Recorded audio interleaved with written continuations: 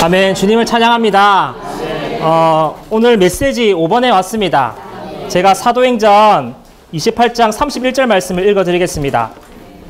아무런 방해도 받지 않고 아주 담대하게 하나님의 왕국을 선포하며 주 예수 그리스도에 관한 것들을 가르쳤다. 아멘. 사도행전 마지막 구절에 바울은 아무런 방해도 받지 않고 주 예수 그리스도에 관한 것들을 사람들에게 가르쳤다라고 말하고 있습니다. 주님께서 정말 이 사도행전을 추구하는 기간 동안 머리이신 그분께서 아무런 방해도 받지 않으시고 몸인 우리에게 그리스도 그분 자신에 관한 것들을 우리에게 가르쳐 주시기를 원합니다. 사도행전은 끝이 없는 책입니다. 왜냐하면 이 책은 항상 전진하시고 결코 멈추지 않으시는 하나님의 일에 대한 기록이기 때문입니다. 그리스도께서 부활하시고 승천하신 이후로 그분께서는 단 한 번도 멈추지 않으시고 그분은 지금 이 순간까지 전진하고 계십니다. 그분은 정말 그 영에 의해서 제자들을 통해서 계속 전진하고 계시고 이 시간에도 우리 안에서도 또한 전진하고 계십니다. 사도행전에 있는 그 사도들과 제자들에게는 4가지 특징이 있었습니다. 첫 번째 특징은 그 사도들과 제자들은 부활과 승천의 의미를 아는 사람들이었습니다. 제가 에베소서 2장 4절부터 6절까지의 말씀을 읽어드리겠습니다. 그러나 긍휼이 풍성하신 하나님은 우리를 사랑하신 그분의 큰 사랑으로 말미암아 허물로 죽었던 우리를 그리스도와 함께 살리셨습니다. 또 하나님은 우리를 그리스도 예수님 안에서 그분과 함께 일으키시고 하늘들의 영역 안에 그분과 함께 앉히셨습니다. 성경을 통해서 우리는 제자들 동안 주님께서 통과하신 동일한 과정을 제자들도 통과했다는 것을 우리는 볼 수 있습니다. 사도들과 제자들의 두 번째 특징은 그들은 자신의 타고난 생명에 의해서 살지 않고 그들 속에 그들의 생명으로 계시는 그리스도에 의해서 사는 사람들이었습니다. 주님은 부활하신 후에 요한복음 20장 20절에서 생명 주는 영으로서 제자들 안에 호흡으로 불어 넣어주셨는데 이것은 그들의 생활과 그들의 생명을 위한 것이었습니다. 그 이후로 그들은 더 이상 자신의 타고난 생명에 의해 살지 않고 그들 안에 들어온 이 신성한 생명에 의해 사는 사람들이었습니다. 세 번째 특징은 그들은 그들 위에 그들의 힘과 권위와 능력으로 임하신 계시는 그리스도에 의해서 모든 것들을 행하는 사람들이었습니다. 베드로는 청중들 앞에서 말할 때 그의 말 중에는 정말 권위가 있었고 많은 사람들이 주님께 다시 돌이킬 수 있었던 것은 그가 이러한 쏟아부어진 영에 의해서 그 영에 의해서 그가 말했기 때문입니다. 마지막 특징은 그들은 자신이 몸이라는 것을 깨닫고 몸을 위해서 신성한 한 흐름 안에 그들 자신을 두는 사람들이었습니다.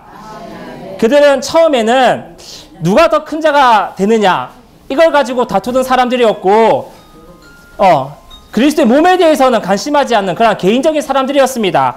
그러나 본질적인 영이 그들 안에 들어갔을 때 그들은 더 이상 이런 것들로 다투는 것이 아니라 정말 그리스도의 몸의 번식을 위해서 그들은 함께 모여서 한마음 한뜻으로 기도했고 사도행전 13장에서 보면 그들은 또한 금식하면서 함께 기도했던 것을 볼 수 있습니다. 그들은 더 이상 교회 안에서 영웅들이 되기를 원치 않고 다만 몸의 한 지체로서 그리스도의 증거와 번식을 위해서 한마음 한뜻 안에서 기도했습니다. 또한 그 사도행전 1장 17절에 보면 베드로가 주님을 팔아 넘겼던 가룟 유다에 대해서 말하면서 그는 이 사역의 한 몫을 담당하였던 사람이라고 말하고 있습니다. 이 사역은 사도행전 1장 8절에서 말하고 있는 주 예수님을 증거하는 사역입니다. 사도들은 수에 있어서는 12명이었지만 그들은 각자 자기의 일을 하는 것이 아니라 그들은 정말 그리스도의 증거와 번식을 위해서 몸의 원칙 안에서 단체적으로 그리스도를 증거하는 이러한 사역 안에 그들 자신을 두는 사람들이었습니다.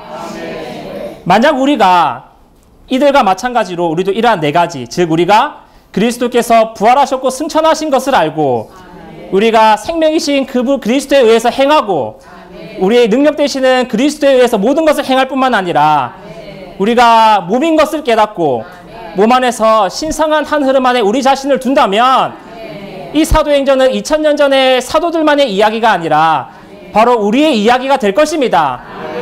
우리는 이 사도행전이 우리의 책이 될 수 있도록, 우리가 사도행전의 29장 안에 있을 수 있도록 우리는 우리 자신을 주님께 두어야 할 필요가 있습니다. 정말 2000년 전에 사도들은 이런 삶을 살았고 그리스도를 증거하는 삶을 살았던 것처럼 우리도 이 시대에서 우리는 밖에 있는 믿지 않는 사람들에게, 심지어 기독교 안에 있는 많은 사람들에게 우리가 이런 삶을 살고 있고 우리가 이 땅에서 그리스도의 부활의 증인들이라는 것을 우리는 그러한 증거를 짊어지고 살 필요가 있습니다. 메시지 5번의 개요의 제목을 다 함께 선포해 보겠습니다. 베드로 일행의 사역을 통한 예루살렘과 유대와 사마리아에서의 번식. 아멘. 사도행전의 주제를 기억하십니까? 사도행전의 주제를 함께 선포해 보겠습니다. 부활하신 그리스도께서 승천 안에서 그 영에 의해 제자를 통하여 하나님의 왕국인 교회들을 산출하시기 위해 번식하신. 아멘. 그 제목에서도 볼 수 있는 것처럼 주님께서 예루살렘과 유대와 사마리아에서 번식하시는 것은 바로 그분의 제자들을 통해서, 즉 베드로의 일행의 사역을 통해서 주님께서는 번식할 수 있었습니다. 오늘 이 메시지를 전하는 저의 부담은 사도들과 사도들과 이 제자들이 바로 이 땅에서 주 예수님의 부활의 증인들이었다라는 것입니다. 사도들과 제자들은 주 예수님의 증거와 번식을 위한 바로 이 땅에서의 그리스도의 부활의 증인들이었습니다. 사도행전 1장 8절에 보면 주님께서 제자들에게 성령께서 여러분 위에 임하시면 여러분이 능력을 받아 예루살렘과 온 유대와 사마리아 그리고 땅끝까지 이르러 내 증인이 될 것입니다 라고 말하고 있습니다. 그 이후로 사도행전에서는 이러한 증인이라는 단어를 많이 찾아볼 수 있는데, 예를 들어서 그 사도행전 1장 22절에 보면 사도들이 마띠아를 뽑을 때 이렇게 얘기했습니다. 우리와 항상 함께 다니던 사람들 중에 하나가 우리와 함께 예수님의 부활의 증인이 되어야 합니다. 아멘. 또한 2장 32절에서는 이 예수님을 하나님께서 살리셨으며 우리 모두가 이 일의 증인들입니다. 3장 15절이나 5장 32절 또한 10장 31절 등을 통해서 볼 때 이러한 증인이라는 단어를 우리는 많이 찾아볼 수 있습니다. 사도들의 증언의 초점은 바로 주님의 부활이었습니다. 이 부활은 이전으로 거슬러 올라가서 그리스도의 성육신과 그분의 인성과 그분의 이 땅에서의 사심과 하나님께서 선택하신 죽음을 암시하고, 더 나아가서 그분께서 승천하시는 것과 그분의 하늘에서의 사역과 행정, 그리고 그분의 다시 오심을 모든 것을 암시합니다. 그렇기 때문에 그들이 그리스도의 부활의 증인이었다라는 것은 그들이 그리스도에 대한 모든 것에 대해 그들이 증언하였다라는 것을 우리에게 말해주고 있습니다. 그들은 모든 것을 포함하신 그리스도를 전파하고 공급하는 그러한 사람들이었습니다. 제자들은 외적으로 단지 어떤 무엇인가를 가르치고 전파한 것이 아니라 그들이 직접 본 것, 그들이 직접 체험한 것들을 증언하는 사람이었습니다. 우리가 만약에 어떠한 것의 증인이 된다고 말할 때 증인이 되는 것의 어떤 자격 요건은 직접 그것을 목격한 사람, 직접 그것을 본 사람만이 그것의 증인이 될 수 있습니다. 제자들은 실제로 그리스도를 보았고 직접 그리스도를 체험했기 때문에 이 땅에서 그리스도의 부활의 증인들이 될 수 있었습니다. 오늘날 그분께서는 외적으로 우리와 함께 있을 수 없는데 우리가 어떻게 그분의 증인이 될 수 있습니까? 예, 맞습니다. 그분께서는 지금 부활하신 그리스도이고 공기 같은 영이긴 그리스도이기 때문입니다. 그렇기 때문에 우리는 그분과 교통할 수 있고 그분께서는 우리에게 말씀하실 수 있고 또 우리는 그분께서 말씀하시는 것을 들을 수 있습니다. 그렇기 때문에 우리가 들은 것들을 누군가에게 얘기할 때 이것은 실제로 사실상 우리가 그분과 함께 있음으로 들은 것이고 사실상 우리가 본 것을 말하는 것이기 때문에 우리는 그리스도의 증인들이 될 수 있는 것입니다. 정말 우리가 부활하신 그리스도와 시대적으로 함께 있지 않았기 때문에 우리가 그리스도의 증인들이 될 수 없다라고 하는 이러한 정말 악한 자의 거짓말, 속임수를 우리는 받아들여서는 안 됩니다. 우리는 모두 영 안에서 부활하고 승천하신 그리스도를 체험할 수 있고 우리는 이 체험하고 본 그리스도를 우리는 증언할 수 있습니다. 제자들은 모든 장소에서 그리고 모든 부류의 사람들에게 이 그리스도를 증언했습니다. 우리도 마찬가지로 모든 장소에서 어느 곳에서나 모든 부류의 사람들에게 우리가 본 그리스도를 증언하는 자들이 되어야 합니다. 이제 사도행전 3장에 왔습니다. 사도행전 3장은 베드로가 그 모태에서부터 서지 못하는 사람을 치료해주는 내용으로부터 시작을 합니다.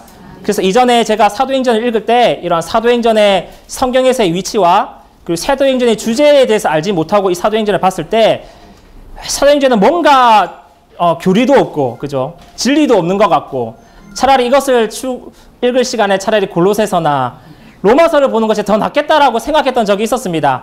그러나 이 사도행전을 쓴 누가의 강조점은 우리에게 어떤 교리를 전달하는 것이 아니라 주님의 증인들의 삶을 우리에게 보여주기 원했던 것입니다. 그렇기 때문에 로마서 1장과 2장과 마찬가지로 로마서 3장에서는 누가는 우리에게 교례에 관해서 말해주기보다 이러한 사도들과 제자들에게 일어났던 일들에 관해서 우리에게 상세하게 말해주고 있는 것을 볼 수 있습니다. 개요를 함께 보겠습니다. 로마서 1번을 함께 선포해 보겠습니다. 서지 못하게 된 일을 고쳐줌. 그 사도행전 3장 1절부터 10절까지에 보면은 안진뱅이 모태에서부터 일어서지 못하는 사람에 대한 베드로의 이러한 치료하는 것에 대한 이야기를 볼 수 있는데 베드로와 요한이 이게 성전에 기도하러 올라갈 때 이런 안진뱅이가 앉아 있었습니다. 그래서 베드로가 그에게 얘기했습니다. 은과 금은 나에게 없지만 내가 가지고 있는 이것을 주겠으니 나사렛 사람 예수 그리스도의 이름으로 일어나 걸으십시오. 그는 나사렛 사람 예수 그리스도의 이름으로 일어나 걸으십시오라고 말했을 때 그가 즉시 일어나서 걷게 된 것을 볼 수 있습니다. 베드로는 은과 금은 없었지만 그에게는 한 인격이신 그리스도가 있었습니다. 그는 물질적으로는 매우 궁핍했지만 그리스도에 있어서는 그는 매우 부유한 사람이었습니다. 그러나 요점은 여기 있는 것이 아니라 이후에 이제 11절부터 26절까지 나와 있는 베드로의 이런 메시지가 중점입니다. 그래서 로마 숫자 2번을 함께 읽어보겠습니다. 베드로의 메시지. 사도행전 3장은 이 베드로의 메시지에 대해서 얘기하고 있는데 이 메시지는 베드로의 두 번째 메시지였습니다. 첫 번째 메시지는 맞습니다. 2장에 나와 있는 오순절날 사람들이 그 경륜적인 영을 입은 제자들에게 저들이 낫술이 취했구나라고 말했던 그 유대인들에게 전했던 메시지가 바로 베드로의 첫 번째 메시지였습니다. 그 사도행전 4장 13절에 보면 베드로는 학문이 없고 배우지 못한 사람이라고 나와 있지만 이때 베드로가 말한 메시지에는 상당한 무게가 있었고 그가 말할 때 많은 사도님들이 회개하여 교회 안으로 들어온 것을 볼 수 있죠. 이것을 통해서 우리는 성육신의 원칙을 볼 수 있습니다. 주님께서는 직접 말씀하신 것이 아니라 이러한 학문이 없고 배우지 못한 그분의 종인 베드로를 통해서 말씀하셨던 것입니다. 그래서 여기서 우리는 한 가지 원칙을 볼 수 있는데 이러한 승천하신 그리스도께서 이 땅에서 그분의 왕국인 그분의 교회를 산출하시기 위해서 번식하시는 이러한 하늘에서의 사역을 수행하실 때 그분께서는 한 무리의 어떤 교육받은 설교자들 그런 사람들을 사용하시는 것이 아니라 죽고 부활하시고 승천하신 이러한 그리스도의 이러한 실제를 가지고 있는 그러한 증인들을 사용하신다라는 것입니다. 그래서 여러분들 우리가 누군가에게 그리스도를 증언할 때 나는 언변이 좋지 않고 나는 아는 것이 없습니다라고 우리는 말해서는 안 됩니다. 우리가 부활한 그리스도에 대한 체험이 있고 우리가 본 것이 있다면 우리는 반드시 이것을 다른 사람들에게 말해 주어야 합니다. 만약에 우리가 어떤 사람들이 누군가가 우리에게 그리스도를 증언해 주었기 때문에 부활한 그리스도를 증언해 주었기 때문에 우리가 이 교회 안에 들어왔다면 우리는 마땅히 믿지 않는 사람들을 교회 안으로 인도하기 위해서 우리도 동일하게 이러한 그리스도를 증언할 필요가 있습니다. 만약에 우리가 들었지만 더 이상 말하지 않고 우리에게 입을 다물어 버린다면 그리스도의 하늘에서의 번식은 우리 안에서는 끝나버리게 될 것입니다. 그렇게 되면 사도행전은 더 이상 우리의 책이 아니게 될 것입니다. 단지 사도들의 이야기이지 우리들의 이야기가 되지 않게 될 것입니다. 그렇기 때문에 우리가 보고 들은 것들을 말해냄으로써 사도행전이 정말 우리의 책이 될 수 있게 하기 원합니다. 베드로의 그 첫 번째 메시지에 대해서 조금만 더 보겠습니다. 마태복음 16장 19절에서 주님은 베드로에게 내가 천국 열쇠를 그대에게 주겠습니다 라고 말씀하셨습니다. 역사에 보면 이 열쇠는 두 개였는데, 하나는 오순절날 유대인 믿는 이들이 천국에 들어갈 수 있도록 사용하는 열쇠로 사용되었고, 다른 하나는 고넬료의 집에서 이방인 믿는 이들이 이러한 천국에 들어가는 열쇠로 사용되었습니다. 그래서 이제 사도행전 2장에 보면 베드로가 이러한 유대인들에게 했던 이 메시지가 바로 그 유대인들을 하나님의 왕국원으로 들어가게 하는 열쇠를 사용한 것이었습니다. 그래서 여기에 2장 그 베드로가 전한 메시지에 보면 베드로가 정말 담대하게 이 땅에서 그리스도의 부활의 증인으로서 그가 본 것을 사람들에게 증언한 것을 볼 수 있습니다. 베드로가 선포한 것을 제가 읽어드리겠습니다. 여러분들은 주님을 불법자들의 손을 빌려 십자가에 못 박아 죽였지만 하나님은 그분을 죽음의 고통에서 풀어 살리셨습니다. 이스라엘 온 집을 확실히 알아두십시오. 여러분이 십자가에 못 박은 이 주 예수님을 하나님께서는 주님과 그리스도가 되게 하셨습니다. 주 예수님을 하나님께서 살리셨고 우리 모두가 이 일의 증인들입니다. 베드로는 아주 담대하게 이 땅에서 그리스도의 부활의 증인으로서 유대인들에게 그리스도를 증언한 것을 볼 수 있습니다. 그리고 나서 38절에 보면 베드로는 이러한 양심의 가책을 받고 성령의 감동을 받은 사람들에게 회개하고 침례를 받으라고 말하고 있고, 그리고 40절에서 보면 어그러진 세대에서 구원받으라고 말하고 있습니다. 여기서 말하는 어그러진 세대는 하나님께 대한 어그러진 세대, 하나님께 비뚤어진 세대를 말합니다. 그렇기 때문에 우리가 단지 죄에서 구원받는 것뿐만 아니라 우리가 하나님께로부터 비뚤어져 있는 것, 그러한 것들로부터 우리가 구원받아야 한다는 것을 우리에게 말해주고 있습니다. 결국 이러한 것들은 42절부터 47절에 보면 예루살렘 교회가 산출된 것을 볼 수 있습니다. 그래서 이 제자들을 통해서 이 산출된 이 교회들은 오직 4가지 일을 했는데, 첫 번째는 사도들의 가르침과 교통 안에 꾸준히 머문 것이었고, 세 번째는 떡을 떼는 것이었고, 네 번째는 기도하는 것이었습니다. 이 첫 번째 메시지에서의 중점은, 제가 생각하는 첫 번째 중점은 베드로가 그리스도에 대해서 증언한 결과로 그 결과로 그리스도의 번식인 교회가 산출되었다라는 것입니다. 오순절날 이 번식의 결과로 약 3,000명의 사람들이 더해졌습니다. 이러한 번식은 이러한 베드로가 증언한 것의 산물이요 결과였습니다. 이를 통해서 우리가 볼 수 있는 것은, 우리가 그리스도에 대해서 증언하는 것은 확실히 믿는 이들 안에서 그리스도의 번식을 초래한다라는 것입니다. 베드로의 증언은 예루살렘 교회를 산출했습니다. 2장에서는 단지 그리스도에 대해서 증언하는 것이 나오지만 2장의 마지막에서 우리는 놀라운 교회 생활을 볼 수 있습니다. 이것은 정말 작은 일이 아닙니다. 자, 이제 로마 숫자 2번에 A번을 함께 읽어보겠습니다. 사람들의 주의를 기적으로부터 주 예수의 인격으로 돌림. 아멘. 이제 사도행전 3장에서도 이제 동일한 원칙 안에 있는 베드로의 두 번째 메시지를 볼 수 있는데, 안전뱅이를 이렇게 고쳐주었을 때 많은 사람들이 어떻게 했냐면 그 치료 자체에 모든 주의를 기울였습니다. 어떻게 이러한 기적을 행했느냐, 저 사람은 누구인가, 그런 것에 주의하고 있을 때 베드로가 얘기했습니다. 이스라엘 사람 여러분, 우리 자신의 능력이나 경건으로 이 사람을 걷게 한 것처럼 왜 우리를 주목합니까? 베드로가 원했던 것은 사람들의 주의를 이러한 치료에서부터 한 인격이신 그리스도께 돌리기 원했습니다. 그렇기 때문에 기적은 다만 부차적인 것이고, 베드로의 부담은 이러한 기적을 토대로 해서 그리스도를 그들에게 증언하는 것이 바로 베드로의 목적이었습니다. 베드로의 부담은 오직 이 그리스도를 번식시키는 데 있었고, 그래서 그들이 주 예수님께서 계실 때 그들이 정말 무지함으로 인해서 그리스도를 알아보지 못했던 그 사람들에게 정말 부활의 증인으로서 그는 그리스도를 이렇게 말해낼 부담을 가졌던 것입니다. 정말 어떻게 베드로가 이 두 번째 메시지에서 그리스도를 증언했는지를 지금부터 한번 살펴보도록 하겠습니다.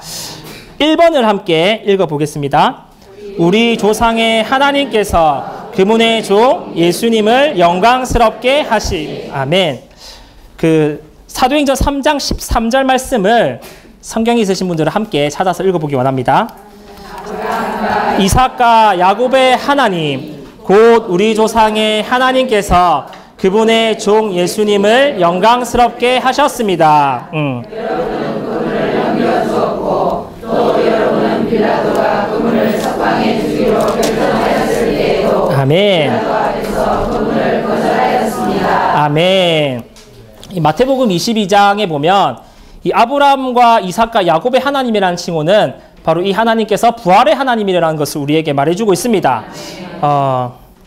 베드로는 주 예수님을 자신의 손으로 십자가에 못 박았던 사람들에게 베드로는 증언했습니다.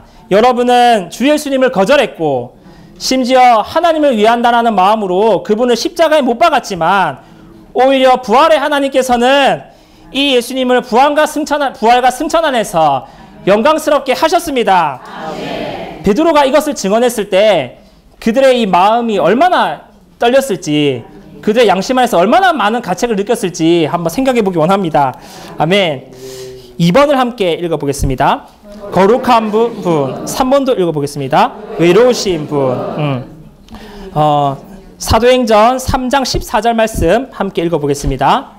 여러분은 거룩하고 의로우신 분을 거절하고 살인자를 놓아달라고 하였습니다.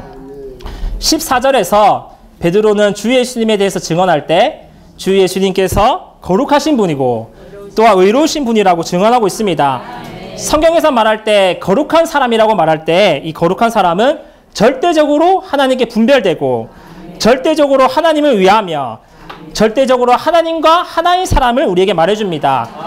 온 인류상에 있어서 지금까지 이렇게 하나님 앞에서 절대적으로 이런 거룩한 사람은 주 예수님밖에 없었습니다. 아멘. 우리가 아무리 주 예수님을 위한다고 할지라도 우리는 양심에 이렇게 손을 얹고 생각할 때 최소한 하나에 있어서는 우리가 하나님보다는 우리 자신을 더 위한다라는 것을 우리는 반드시 인정해야 합니다.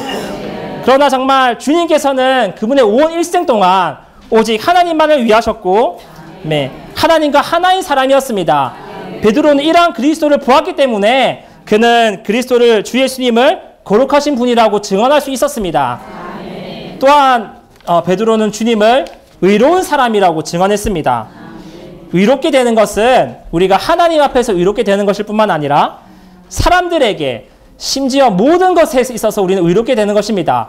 우리는 하나님 앞에서도 의롭지 않고 그죠? 사람들 앞에서도 우리는 의롭지 않고 심지어 우리는 사물들에 있어서도 우리는 의롭지 않은 사람들입니다. 만약에 우리가 화가 났을 때 우리는 어떻게 합니까? 책상을 치고 문을 차고 누구는 개를 발로 찬다더라고요. 자기 집 개를 발로 차기도 하고 이것은 그 개한테 의로운 것이 아니죠. 의자에 그 문에 의로운 것이 아닙니다. 우리는 모든 것에 있어서 의로워질 필요가 있습니다. 오직 주님만이 하나님께 의로우셨고 모든 사람에게 의로웠고 또한 모든 사물에 있어서 그분은 의로우신 분이셨습니다. 아멘. 그렇기 때문에 베드로는 주 예수님께서 의로우신 분이라고 이렇게 증언할 수 있었습니다. 아멘. 4번을 읽어보겠습니다. 생명의 창시자. 사도행전 3장 15절 말씀 함께 읽어보겠습니다. 여러분은 생명의 창시자를 죽였으나 하나님은 예수님을 죽은 사람들 가운데서 살리셨으며 우리가 이 일의 증인들입니다. 15절에서 베드로는 주 예수님을 생명의 창시자라고 증언했습니다. 이 생명의 창시자라고 말하는 것은 그분께서 그리스도께서 생명의 근원이시고 생명의 기원이시라는 것을 우리에게 말해주고 있습니다. 베드로가 3장 처음에 안전뱅이를 서지 못하는 사람을 이렇게 치료해 줬을 때 나사렛 사람 예수 이름으로 일어나 걸으십시오라고 얘기했을 때 이것은 단지 치료의 문제가 아니라 생명의 창시자이신 생명 자체이신 그분을 다른 사람에게 생명으로 분배하는 문제였습니다. 우리가 생명의 창시자이시며 생명의 기원이신 이분을 생명으로서 다른 사람들에게 분배하는 것이 바로 그리스도를 번식시키는 길입니다. 10번을 함께 읽어보겠습니다. 승천하셨고 다시 오실 그리스도께 참여하기 위하여 회개하고 돌이키라고 사람들에게 권유함. 사도행전 3장 19절부터 21절까지 함께 읽어보겠습니다. 여러분은 회개하고 돌이켜 여러분의 죄들이 지워지도록 하십시오. 그러면 새롭게 되는 때가 주님의 면전으로부터 올 것이고 하나님께서 여러분을 위하여 미리 임명하신 그리스도 곧 예수님을 보내실 것입니다. 만물이 복원될 때까지 하늘은 마땅히 그분을 받아두어야 합니다. 이것은 하나님께서 옛적부터 하나님의 거룩한 신원자들의 입을 통하여 말씀하신 것입니다. 베드로는 주 예수님에 대해서 증언한 이후에 사람들에게 회개하고 돌이킬 것을 권유했습니다. 그렇게 할 때 20절에서 새롭게 되는 때가 주님의 면전으로부터 임할 것이라고 우리에게 말해주고 있습니다. D번과 2번을 함께 읽어보겠습니다. 새롭게 되는 때, 만물의 복원. 그래서 20절에 새롭게 되는 때가 무엇이냐면 이것을 뭐 다르게 얘기해서 유쾌하게 되는 때 또는 소생되는 때, 고통에서 벗어나는 때라고도 우리가 번역할 수 있는데 이것은 우리가 방금 읽은 21절에서 말하고 있는 만물이 복원되는 때, 즉 그분의 다시 오심에 의해서 도래하는 때를 말해주고 있습니다. 주님이 다시 오실 때가 모든 만물이 온전하게 복원되는 때가 될 것입니다. 그렇다면 우리의 체험에서 이러한 유쾌하게 되는 때, 복원의 때가 언제냐면 바로 우리가 그리스도를 영접했을 때, 우리가 주님께로 돌이켰을 때가 바로 만물이 복원되는 때이고 우리가 유쾌하게 되는 때입니다. 정말 우리가 성경을 대할 때 우리는 이러한 전통적인 방식이나 이러한 것들에서 나와서 살아있고 신선한 방식으로 성경을 대할 필요가 있습니다. 만약에 우리가 이러한 그런 식으로 우리가 성경을 대한다면 주님께서 그분의 번식을 위해서 생명을 분배하시는 이러한 생명의 창시자임을 볼 수 있고, 더 나아가서 이러한 생명의 창시자이신 그분께서 바로 우리의 유쾌하게 되는 때이심 우리는 보게 될 것입니다. 우리가 이러한 생명의 창시자이신 그분을 누리면 누릴수록 우리는 복원의 때를 더 많이 누릴 수 있게 됩니다. 우리가 오 주 예수님이라고 우리가 부를 때 우리가 정말 유쾌하게 되는 이러한 복원의 시기 안에 있게 된 것을 우리 모두가 체험하지 않았습니까? 그래서 이 안진뱅이가 생명의 창시자이신 그분에 의해서 소생되고, 그죠? 복원되었던 것처럼 우리는 우리의 결혼 생활과 우리의 직장 생활과 모든 것에 있어서 우리는 생명의 창시자이신 그분에 의해서 유쾌하게 되는 시기를 누릴 필요가 있습니다. 그 자매님들이 많으시기 때문에 우리가 자매님들이 집에서 형제님께 화를 내고, 그죠? 자녀들에게 화를 낼 때 우리는 이러한 사도행전 3장에서 보는 것처럼 우리는 안진뱅이들이고, 또 누가복음에서 볼 수 있는 허리가 앞으로 굽어 있는 그런 사람들처럼 우리는 묶이게 됩니다. 그러나 우리가 어떻게 이러한 상황에서 벗어날 수 있냐면 우리의 치료자이실 뿐만 아니라 생명의 창시자이신 그분의 이름을 부를 때 우리는 모든 그러한 속박에서 벗어날 수 있습니다. 우리가 오 주 예수님 이렇게 우리가 주님의 이름을 부를 때 우리는 복원의 때를 누리고 있는 것입니다. 정말 우리는 이렇게 주님의 이름을 불러야 하고 우리는 이렇게 주님께 기도해야 합니다. 주여 나는 안진뱅이입니다. 주여 나는 허리가 굽은 자입니다. 주는 나는 눈먼 자입니다. 주여 나는 생명의 창시자이신 당신이 필요합니다. 우리가 이렇게 기도할 때 우리는 즉시 주여 나는 복원의 때 안에 있습니다. 우리는 이렇게 외칠 수 있게 될 것입니다. 자, 로마 숫자 3번을 함께 읽어보겠습니다. 우리가 주님을 누릴 수 있음을 A번 주 예수님의 이름을 부름으로써 새롭게 되는 시기를 누림. 네, 방금 다룬 내용입니다. B번입니다. 여러 측면들. 아멘. 앞에서 보았지만 이 치료자이신 그리스도에게 여러 측면들이 있습니다. 그분은 종이시며 영광스럽게 되신 분이시죠. 그리고 그분은 거룩하신 분으로서 절대적으로 하나님을 위하는 분이셨고, 더 나아가서 그분은 의로우신 분으로서 하나님과 사람과 모든 사물에게 있어서 그분은 의로운 분이셨습니다. 또한 그분은 생명의 창시자이시며 바로 우리에게 이러한 복원의 때, 유쾌하게 되는 복원의 시기를 가져오는 분이십니다. 이러한 사도행전 3장에서 치료에만 주의를 기울였던 그런 유대인들과 달리 정말 우리가 이 치료자이신 그분께 주의를 기울일 때 우리는 복원의 시기를 누리게 될 것입니다. 아멘. 10번을 함께 읽어보겠습니다. 하나님께서 승천하신 그리스도를 보내신 사도행전 3장 26절 말씀은 이제 베드로의 결론의 말인데 함께 읽어보겠습니다. 하나님께서 하나님의 일으키시어 여러분에게 보내신 것은 여러분 각 사람을 악한 행실에서 돌아서게 하여 축복하시기 위한 것입니다. 주 예수님께서는 승천하신 이후에 그 하늘에 계셨음에도 불구하고 베드로는 그리스도를 보내셨다라고 우리에게 말해주고 있습니다. 하나님은 승천하신 그리스도를 우리에게 보내셨는데, 아멘, 영을 부어지는 방식으로 우리에게 보내셨습니다. 그래서 오순절날 사람들이 그분의 영의 이러한 쏟아 부어짐을 받았을 때 그들은 이러한 그리스도 그분 자신을 받은 것입니다. 그래서 마치 베드로는 이렇게 말하는 것 같습니다. 하나님은 여러분에게 복을 주시기 위해서 주 예수님을 영을 쏟아 부어주는 방식으로 여러분에게 보냈습니다. 이제 주 예수님은 여러분 가운데 계십니다. 그러므로 여러분은 주 예수님을 받아들여야 합니다. 주님의 이름을 부를 때 우리는 그분을 받아들일 수 있고, 아멘, 정말 우리는 그분의 증인들이 될 수 있습니다. 우리가 그분을 받아들임으로 우리는 이 땅에서 그리스도의 부활의 증인들이 되어야 합니다. 아멘. 여기까지가 사도행전 3장의 내용입니다. 그래서 베드로의 첫 번째 메시지에서 볼 수 있었고 또한 베드로의 두 번째 메시지에서 볼 수 있었던 것처럼 베드로는 그리스도의 부활의 증인으로서 죄인들의 몸인 교회 안으로 인도하는 사람이었습니다. 증인들을 지각하면 순교자들입니다. 순교자들이라고도 이렇게 번역할 수 있거든요. 그래서 사도행전에 나오는 모든 그분의 제자들과 사도들은 이러한 그분의 순교자들이었습니다. 오늘날 우리가 주님을 따르는 일에 있어서 우리가 육체적으로 순교하는 일이 없다 하더라도 우리는 정신적으로, 우리는 영적으로 우리는 순교할 수 있습니다. 우리는 삼위일 하나님을 제외한 모든 것에서 우리는 반드시 죽어야 할 필요가 있습니다. 우리는 우리의 부담과 우리의 사역과 우리의 열심에 있어서 죽어야 합니다. 그럴 때 우리는 온전하게 주님을 위할 수 있고 온전하게 주님 안에 있을 수 있고 우리는 주님을 향하여 살게 될 것입니다. 주님의 회복 안에는 이러한 순교의 마음을 가진, 순교의 마음과 영을 가진 형제 자매님들이 너무나 필요합니다.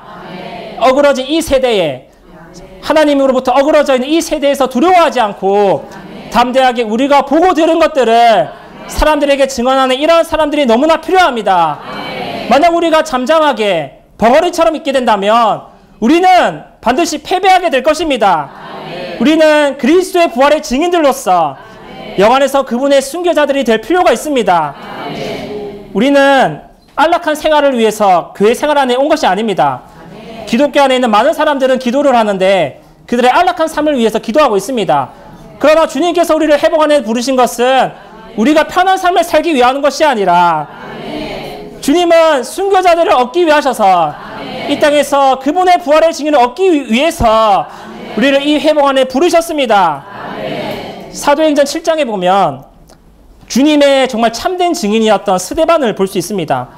스데반이 유대인 공회에 끌려갔을 때 그가 죽게 되는 그러한 위험 안에 있을 때 스데반은 아주 담대하게 선포했습니다. 보십시오, 하늘이 열리고 사람의 아들이 하나님 오른편에 앉아 계신 것이 보입니다.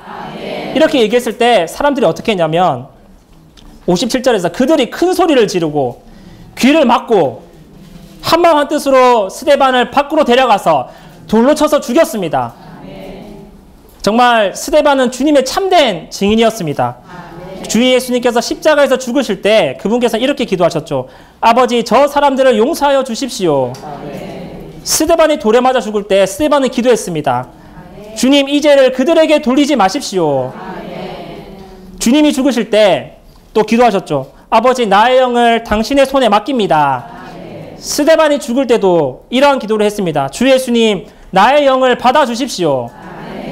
정말 사도행전은 정말 이러한 그리스도의 증거를 지닌 이러한 순교자들의 이야기입니다. 지난 20세기 동안 비록 사탄이 이러한 그리스도의 부활의 증인들을 감옥에 가둘 수 있었고 그들이 더 이상 일을 할 수 없도록 그들을 사람들의 손에 의해서 죽게 할 수도 있었지만 결코 사탄은 이러한 부활의 증인들의 증언만큼은 결코 사탄은 막을 수 없었습니다. 악한 자가 가장 수치를 당하는 것은 바로 이 땅에서 우리가 부활의 증인들로서 그리스도께서 우리를 통하여 다시 사시게 하는 것입니다. 정말 이 마지막 시대에 우리는 부활의 증인들이 되어서 결코 멈추지 않으시고 항상 전진하시는 이러한 하나님의 일에 우리 자신을 두기 원합니다. 요한복음 5장 17절에서 주님께서 말씀하셨습니다. 나의 아버지께서 지금 일하고 계시니 나도 일하고 있습니다. 이것은 그리스도의 이러한 번식하시는 일에 있어서 그분께서 하늘에서 결코 멈추지 않으시고 지금까지 전진하고 계시기 때문에 나도 그분과 함께 전진합니다. 나도 당신과 함께 일하고 있습니다. 라고 말하는 것입니다. 그분께서 움직이고 계신데 우리가 어떻게 멈추어 있을 수 있겠습니까? 그분이 움직이고 계심으로 우리도 움직입니다. 그분이 전진하고 계시기 때문에 우리도 그분과 함께 전진해야 합니다. 정말 이 땅에서 하늘의 사역, 그분의 이런 번식하시는 사역에 정말 동참하기 위해서 정말 우리가 부활의 증인들로서 이 땅에 있기 원합니다. 온 유럽 땅에 그리고 북한 땅에 정말 이러한 모든 교회가 산출되어서 주님의 다시 오시는 참된 복음의 시대가 올 때까지 정말 이러한 땅에서 참된 그분의 부활의 증인으로서 우리가 주님의 일에 앞장서고 동력하기 원합니다. 아멘.